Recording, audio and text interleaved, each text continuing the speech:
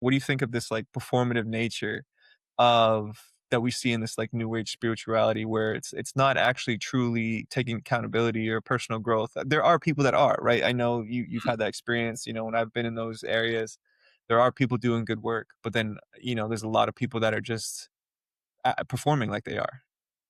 Yeah. Well, I think it's the same thing, different day, or just the same problem dressed up in a slightly different costume. It's just like uh, any pastor or reverend or whatever that's not in alignment.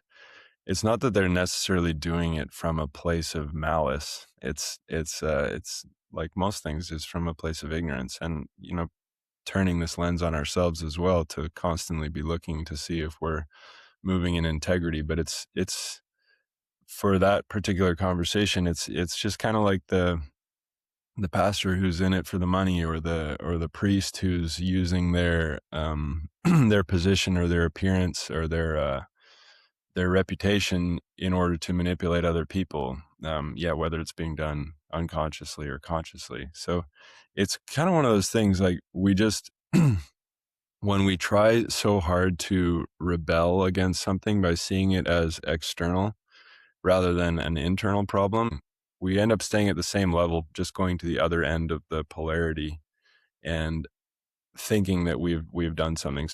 Like in that example, going from being the well dressed, prim and proper churchgoer to the long haired kind of hippie spiritual person, like, Which I've been both.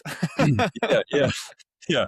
And it's like, not there's anything wrong with either of those things, or there's nothing wrong with anyone's expression, and that's all part of the journey of coming to a greater awareness. So it's not like, observing someone on their path and saying it's wrong, but just making observations to see where perhaps we could be in greater alignment with where it is we say we're trying to go.